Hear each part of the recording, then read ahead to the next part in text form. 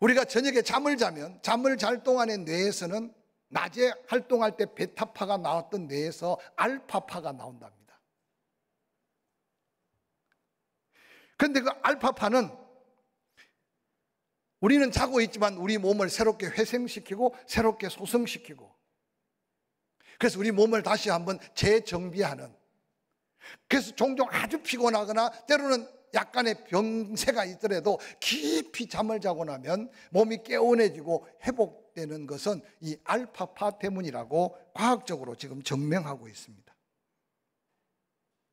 그런데 우리가 깨어 있을 동안에 다 베타파만 나오는 게 아니고, 때로는 깨어 있는데도 이 우리 몸을 회생케 하고 소성케 하는 알파파가 나올 때가 있는데, 그 경우를 연구해 보니까 웃을 때 깨어 있는데도 베타파 대신 알파파가 나온답니다. 두 번째, 낮에 활동할 때 모두가 다 베타파가 나오는데 그 가운데 알파파가 나오는 사람은 사랑하고 있는 사람. 그런데 요즘 의학이 점점 발달하면서 의사들이 놀라운 것을 발견했는데, 이 알파파에 나오는 엔돌핀보다도 무려 4,000배나 더 강력한 다이돌핀이라는 특별한 어떤 뇌파가 나오는데, 이 다이돌핀은 우리 마음이 막 감동을 받을 때 이 다이돌핀이 나온대요. 웃고 사랑만 해도 엔돌핀이 나오는 알파파가 나오는데, 우리가 누군가를 감동시키거나 어떤 일로 누군가에게 감동을 받을 때 엔돌핀보다 4,000배가 더 강력한 다이돌핀이 나온다는 겁니다.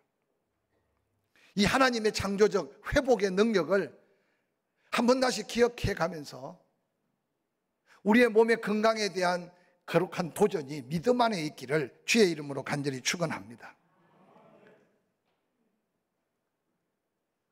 그래서 사람이 웃기만 해도 예뻐 보이고 사랑하면 더 아름다워 보이는 이유가, 낮에도 밤에도 이 알파파가 우리 마음을, 삶을 건강하게 만들어간 징조라고 말합니다. 그런데 연구하는 사람들이 넌 크리스찬과 크리스찬을 비교해 보니까 이런 삶의 놀라운 변화 때문에 더 장수하게 되고 더 행복하게 되고, 하면 안 해도 괜찮아요, 더 기쁨이 충만하게 되고 더 사랑이 넘쳐나게 되고, 이게 바로 삶의 놀라운 증거라고 말합니다. 이런 창조적 섭리 속에서도 하나님이 잠에 고치고 웃으며 고치고 사랑하며 고치고 말씀 앞에, 은혜 앞에 성령에 감동되어 살 때 고치시지만, 직접 예수 그리스도를 이 땅에 보내셔서 너희의 연약함을 대신 짊어지고 너희의 질병을 고치실 것이라고 이미 선지자를 통해서 예언해 주셨어요. 그래서 마태복음 8장 17절에 이는 선지자 이사야를 통해서 하신 말씀에 우리의 연약한 것을 친히 담당하시고 병을 짊어지셨도다. 약속한 이 말씀을 이루게 하기 위해서 예수 그리스도가 오셨다라고 마태복음에 성령께서 선포하고 계시는 거예요. 사랑하는 성도 여러분, 내 약함만 가지고 염려하고 근심하고 그것 때문에 어느 날 더한 병으로 이어지는 인생을 사는 자는 하나님과 상관없이 사는 사람들일 수 있지만, 정말 내가 예수 믿고 구원받았다면 이 말씀 하나만 마음에 담고 아멘으로 믿어도 웃고 사랑하고 감동 속에 늘 하나님을 영화롭게 하는 거 이어서 때로 그 가운데 또 연약해질 때 바로 예수 그리스도는 나의 연약함을 대신 담당하기 위해서, 연약함 가운데 질병까지도 짊어지시기 위해서 십자가를 지셨다. 이 약속의 말씀이 우리에게 믿음이 될 수 있기를 주의 이름으로 간절히 축원합니다. 오늘 함께 읽었던 본문 마가복음 1장 28절에 예수의 소문이 곧 온 갈릴리 사방에 퍼지더라 라고 기록하고 있습니다. 이어서 회당에서 나와 곧 야고보와 요한과 함께 시몬과 안드레의 집에 들어가셨다. 왜 들어가셨어요? 지금도 가버나움에 예수님 늘 말씀 전했던 회당과 그 회당 정문에서 나오면 한 50m도 떨어지지 않는 곳에 베드로의 생가가 발굴되어서 지금 그 자리에 자리 잡고 있어요. 수많은 사람들이 모여 있는데 회당에서 말씀을 전하신 예수님이 이미 갈릴리 지역의 병든 자를 고치고 귀신을 쫓아내고 문둥병을 고쳤기 때문에 그 소문이 온 갈릴리 사방에 두루 퍼졌어요. 얼마나 은혜 받을 사람들이 많이 몰려왔는지 복음서 곳곳에 자리 잡을 자리가 없는 현장을 보여주셨어요. 근데 그 모인 사람들도 은혜 받기를 사모하는데도 지금 예수님은 그 많은 사람들을 잠깐 물리치고 가버나움 해당에서 갈릴리 바다 쪽에 한 50m 떨어져 있는 지금 시몬 베드로의 집으로 가고 있어요. 예수님이 가시는 그곳은 이미 시몬 베드로의 장모가 죽을 열병으로 자리에 누워 있었는데 아마 그 마을 사람들이 나도 급하고 우리도 급하지만 지금 죽어가고 있는 베드로의 어머니가 장모가 더 급하다. 그래서 아마 마을 사람들이 예수님을 그렇게 안내하고 예수님이 그곳에 들어가자마자 그 집에 있던 사람들이 그 장모의 열병이 얼마나 중하고 얼마나 위급한지를 예수님께 말씀하셨어요.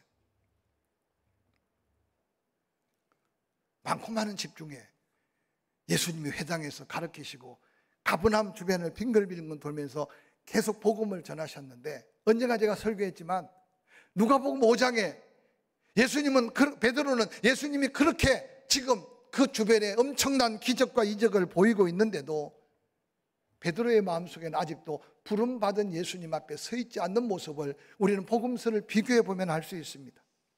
요한복음 1장 40절에 이렇게 기록하고 있어요. 요한의 말을 듣고 예수를 따르던 두 사람 중에 하나는 시몬 베드로의 형제 안드레라. 1장 41절 그가 먼저 자기 형제 시몬을 찾아 말하되 우리가 메시아를 만났다 하고 메시아는 번역하면 그리스도라. 데리고 예수께로 오니 예수께서 보시고 이르시되 내가 요한의 아들 시몬이니 장차 게바라 하리라. 게바는 아람어예요. 헬라어로 번역하면 베드로라. 예수님을 처음 만난 베드로의 모습을 요한복음은 이렇게 세밀하게 소개하고 있어요. 당시에 침례 요한의 말을 듣고 안드레가 형 베드로 시몬을 전도하여 예수님께로 인도한 거죠. 형 시몬을 데리고 안드레가 예수님께 왔는데 예수님은 보자마자 네가 요한의 아들 시몬 맞구나. 근데 이제는 시몬이라 부르지 말고 게바라고 해라. 번역하면 베드로라. 왜 예수님이 베드로를 보고 그 당시 가장 천민이 사용하는 아람어, 아무리 무식해도 통할 수 있는 아람어로 말씀하셨을까? 저는 생각할 때 혹시 베드로가 예수님이 너무 고상한 헬라어로 사용하면 못 알아들을까 봐 아마 그 이름을 게바라고 불러주지 않았는가 모르겠어요. 성경을 기록한 마가 요한은 그 이름을 번역해서 예수님이 이름 지어준 게바는 바로 베드로라. 내가 요한의 아들 시몬이니 장차 게바가 되리라. 첫 만남에 엄청난 은혜의 약속, 이름까지 바꿔주시며 훗날 시몬이 어떻게 그 운명적 사명을 감당할지를 예수 그리스도께서는 축복의 비전으로 제시해 주셨어요. 근데 성경 곳곳을 살펴보면 운명적 이 만남 속에 베드로는 예수님 앞에 무릎 꿇고 그 즉시 예수님을 따르지 않은 것으로 소개되고 있어요. 베드로의 이런 과거의 흔적을 살펴보면서 예수님은 베드로를 찾아 나섰는데 베드로는 자기 집에 찾아올 예수를 기다리기는커녕, 아니 은혜를 사모하기는커녕 도리어 배를 타고 갈릴리 바닷가에 고기 잡고 있는 베드로의 모습을 누가복음에는 소개하고 있어요. 누가복음 4장 37절 이에 예수의 소문이 그 근처 사방에 퍼졌다. 오늘 우리가 읽었던 본문 속에 동일한 문장으로 소개하고 있어요. 예수께서 일어나 회당에서 나가사 시몬의 집에 들어가시니 시몬의 장모가 중한 열병을 앓고 있는지라. 사람들이 그를 위하여 예수께 구하니 예수께서 가까이 서서 열병을 꾸짖으신데 병이 떠나고 여자가 곧 일어나 그들에게 수종드니라. 시간적으로 보면 그 장모가 병을 고친 시점은 해가 뉘어져갈 이제 오후가 아닌가 생각합니다. 수종 들며 저녁을 식사 대접하고 있지 않았을까 생각해 봅니다. 이어서 갈릴리 여러 해당에서 전도하는 예수님의 모습을 소개하고 있습니다. 예수님이 그렇게 분주하게 베드로 주변을 돌면서 지금 나중에는 자기의 장모 죽을 병까지 살리고 있는 그 찰나에 베드로는 그 밤에 무엇을 하셨을까? 누가복음 5장 1절은 이렇게 기록하고 있어요. 무리가 올라와서 하나님의 말씀을 들을 때 예수는 게네사렛 호숫가에 서서 호숫가에 두 배가 있는 것을 보시니 어부들은 배에서 나와 그물을 씻고 있었어요. 그 아침에 그물을 씻고 있는 배가 바로 그 배 중 하나가 베드로의 배였어요. 그 전날 그 저녁에 예수님은 그렇게 베드로를 찾아 그 집까지 찾아가고 그 장모의 죽을 병을 고치고 있는 동안에 베드로는 그물을 내리고 또 내리고 있었던 베드로를 한번 생각해 보는 기회가 되었으면 좋겠어요. 5장 3절 예수께서 한 배에 오르시니 그 배는 시몬의 배라. 육지에서 조금 뛰기를 청하시고 앉아서 배에서 무리를 가르치시더니 말씀을 마치시고 시몬에게 이르시되 깊은 데로 가서 고기를 잡으라. 베드로가 예수님을 초청한 것도 아니고 베드로가 예수님을 앞으로 나아간 것도 아니라 예수님이 두 배가 있는데 베드로의 생각에는 우연 같았겠지만 하나님은 계획적 필연으로 더 이상 베드로를 그냥 버려둘 수 없고 속히 부름받아야 할 그 사명자 베드로를 찾아 두 배 가운데 베드로의 배를 타셨습니다. 설교자가 수많은 사람 앞에 설교할 때 그 설교를 듣는 사람은 각각 달라요. 그날 저는 늘 이 말씀을 묵상할 때마다 그 갈릴리 호숫가에 수많은 사람들이 모여서 예수님이 말씀하신 말씀을 들었는데도 그 말씀을 듣는 사람 중에 누가 구원을 받았다, 누가 고침을 받았다, 누가 뭔가 새로운 운명적 변화가 있었다는 말은 기록 없어요. 군중을 향해 설교하고 있지만 예수님의 마음은 오직 뒤에서 노를 젓고 있는 베드로에게 집중되어 있었던 모습을 한번 상상하면서 이 베드로의 운명 속에 만난 예수 그리스도, 장모의 열병이 치유되어 살아나는 것보다 더 중요한 것은 건강 속에 자기 일에 빠져있는 베드로가 영적인 회복으로 사명의 십자가를 붙드는 것이 우리 예수님은 더 소중했기에 그 베드로를 지금 찾아 나섰던 예수님의 발걸음. 이어지는 누가복음 5장 10절에는 예수께서 시몬에게 이르시되 무서워하지 말라. 이제 후로는 내가 사람을 취하리라 하시니 그들이 배를 육지에 대고 모든 것을 버려두고 예수를 따르니라. 요한복음 3장 13절 16절 이렇게 기록하고 있습니다.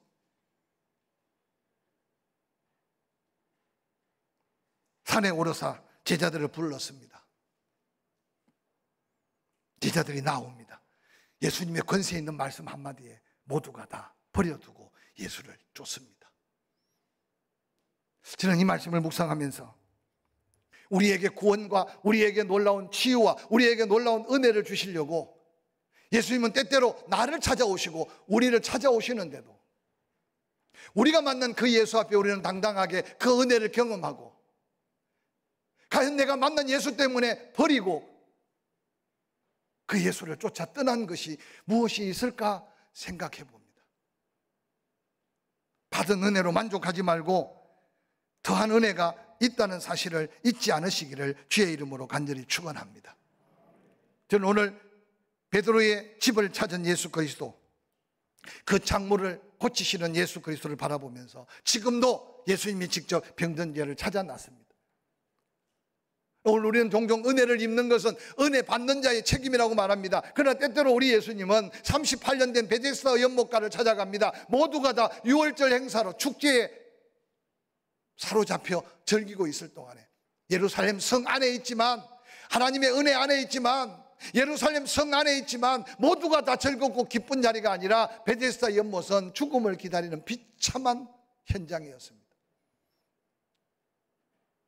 예수 안에 있으면 다 행복하고 교회 안에 있으면 다 만족하고 주여 주여 이름을 부르면 모두가 다 은혜 충만한 게 아님을 알진데, 예수님이 찾아오신 베데스다 연못을 한번 상상해 보시기 바랍니다. 행각 5에 소문을 듣고 물이 동하면 가장 먼저 그 물에 들어가면 낫는다는 생각을 해서 불치병자들이 무수히 모여있는 그 베데스다 연못, 아무도 예수님께 관심이 없었어요.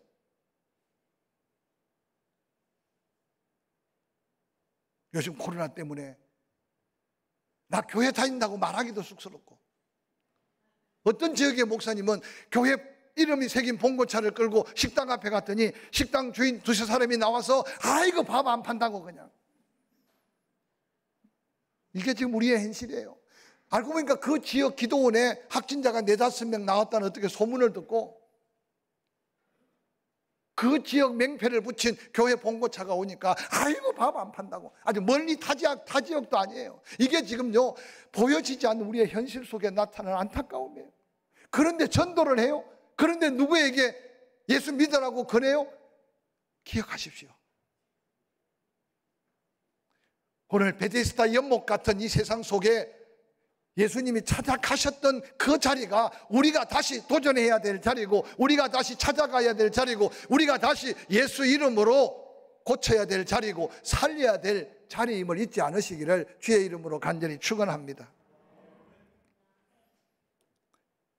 우리 예수님이 짧은 시간 공생의 속에 환영받고 높임받고 여러분 찬양받은 적 없었어요. 이사야가 예언한 대로 멸시 천대 여러분요. 근데 그 모든 주님이 당한 고통들이 우리를 위한 고통이었고, 주님이 채찍에 맞음으로 우리가 아플 때 고쳐주시는 것까지 고통을 대신 당하신 그 십자가, 그게 바로 능력이고, 그래서 사도 바울이 어느 날 그 십자가의 능력을 경험하고 나니까 세상에 알던 지식이 다 배설물로 여길 수만큼 가치 없고 오직 십자가가 능력이고 십자가가 자랑인 것을 고백했던 게 이게 바로 예수 그리스도께서 역사하시는 능력의 비밀임을 사도 바울이 깨달았어요. 오늘 한국 교회가 세상 앞에 외칠 수 있는 것은 예수 그리스도 그 이름입니다. 할렐루야. 오늘 베데스다 연못가를 찾은 예수님, 아마 그 모든 어리석은 영혼들의 눈을 열고 그 모든 어리석은 영혼들이 물만 바라볼 게 아니라 진정한 구원이 어디 있는가를 보여주기 위해서 가장 오래된 38년 병자 앞에 네가 낫고자 하느냐. 여러분, 베데스다 연못에 그 수많은 사람들이 아무도 예수 그리스도를 몰랐어요. 38년 된 병자도 예수 그리스도를 몰랐어요. 멀쩡한 사람이 네가 낫고자 하니 가슴 속에 맺혀있던 환을 내쏟습니다. 아무도 나를 못에 넣어줄 사람이 없습니다. 내가 못에 물이 먼저 움직이는 걸 수없이 몇 번을 봤는데도 옆에 있는 사람 깨우면 지가 먼저 들어가서 낫고 가고 이 38년 된 병자의 심령 속에는 이제 병을 고치는 것보다, 병으로 인한 고통보다 그 기회를 놓쳐버린 상처 때문에 원망과 한이 서려 있어요.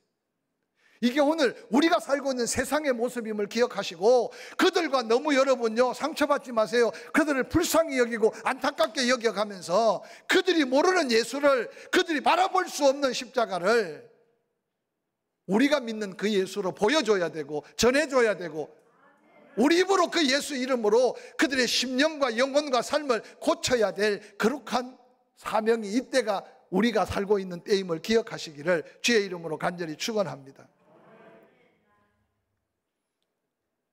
우리 가운데도 몸이 불편하신 분 많아요.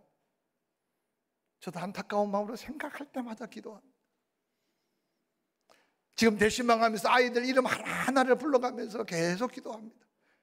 제가 이전에 아이들 이름들을 다 외우지 못해서 지나가서 인사하면 어떤 데는 셋이 쭉 가는데 어느 게 은인지 어느 게 윤인지 어느 게 민인지 그래서 헷갈려가지고 이름을 못 불렀는데, 요즘 사실 정말 좀 제가 회개하는 마음으로 그래서 아이들 한 명 한 명 제 책상 위에 카드를 만들어서 이제 신방간 아이들 이름을 부르고 기도합니다.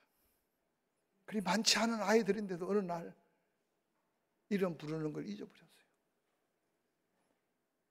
사랑하는 성도 여러분, 다시 한번 관심을 갖고 보니까 그 아이들이 전부 다 간증거리야.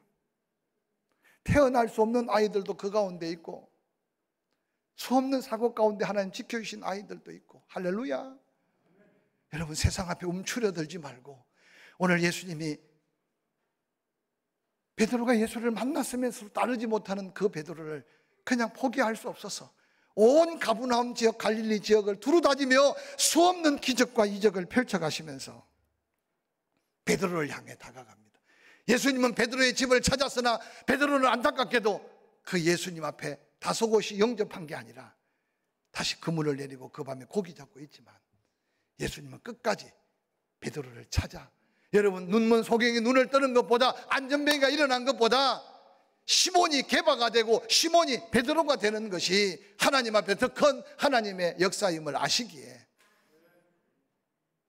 예수님은 지금 베드로의 장모의 열병을 고쳐가면서 찾아가서 고치신 그 예수님이 바로 우리의 주님이시고 우리를 여기까지 인도하신 선한 목자이심을 잊지 않으시기를 주의 이름으로 간절히 축원합니다.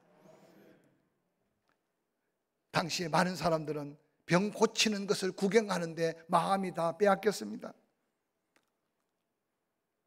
그런데 그 병 고치는 분이 누구인가에 대한 관심이 없었습니다. 그들을 향해 예수님은 그렇게 외칩니다. 요한복음 10장 37절, 만일 내가 내 아버지의 일을 행하지 아니하거든 나를 믿지 말아라. 내가 행하거든 나를 믿지 아니할지라도 그 일을 믿으라. 그러면 너희가 아버지께서 내 안에 계시고 내가 아버지 안에 있음을 깨닫게 될 것이다. 여러분, 과거나 지금이나 병 고치기 위해서 교회 오는 사람도 있을 수 있어요. 아니, 복 받기 위해서 예수 믿는 사람도 있을 수 있어요. 그 눈은 때때로 한번 돌아봐야 돼요. 특히 어려울 때 한번, 아플 때 한번 생각해 봐야 돼요. 과거에 내가 건강할 때 얼마나 하나님께 감사했는가? 내가 힘들 때 내가 은혜 입은 그 하나님께 얼마나 감사했는가? 그러면서 고쳐달라고 기도하지 말라는 말이 아니라, 고치는 게 중요한 게 아니라 고치시는 예수 그리스도를 다시 만나야 한다는 사실을 잊지 않으시기를 주의 이름으로 간절히 축원합니다. 오늘 가버나움 지역의 병든 자를 고쳐가시며 직접 찾아가셔서 고치신 예수님은 고치는 게 목적이 아니었어요. 바로 고치신 예수 그리스도를 믿어야 구원받고, 그 고치신 예수 그리스도가 누군지를 알아야 더한 복을 받는 그 축복을 주시기를 원하시는 오늘 예수 그리스도의 그 모습을 다시 한번 기억하시기를 주의 이름으로 간절히 축원합니다. 그런데 알아야 될 사람은 모르고, 여기 보니까 귀신들이 먼저 소리 높여 외쳐요. 하나님의 아들입니다. 당신이 오신다고 약속한 메시아였습니다. 그런데 예수님은 귀신들이 나불랑거리는 그들의 말로 당신의 이름을 부르거나 당신의 영광을 조롱하는 말을 예수님은 원하지 않으셨어요. 세상 사람들이 조롱하고 비꼬는 말보다, 아니 세상 사람들이 만약에 하나님을 찬양한다고 하나님 기뻐하시겠어요? 하나님이 지금 원하시는 것은 은혜 입은 네가, 구원받은 너가 하나님의 사랑 입은 너의 입으로 하나님을 찬양하고 하나님께 영광 돌리고 하나님의 하나님 되심을 고백하기를 원하시는 하나님인 것을 기억하시기를 주의 이름으로 간절히 축원합니다. 마가복음 1장 본문전에 귀신이 말합니다. 내가 당신과 무슨 상관이 있습니까? 우리를 매료하러 왔나이까? 나는 당신이 누구인 줄 압니다. 하나님의 거룩한 자입니다. 예수께서 꾸짖습니다. 잠잠하고 그 사람에게 나오라. 여러분, 악한 원수 마귀들이 예수 그리스도가 누군지 안다고 찌끄리는 게 예수님의 기쁨이 되지 않았어요. 악한 원수 마귀들이 예수 그리스도가 자기를 멸하러 온 줄 알았어요.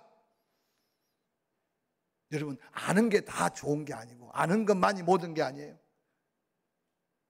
예수님은 진정 기적을 맛보고 은혜를 맛보고 하나님의 살아계심을 맛본 사람들이 예수 그리스도가 구주인 것을 믿기를 원하셨어요. 오늘 세상 사람들은 교회를 알아요. 근데 잘못 알아요.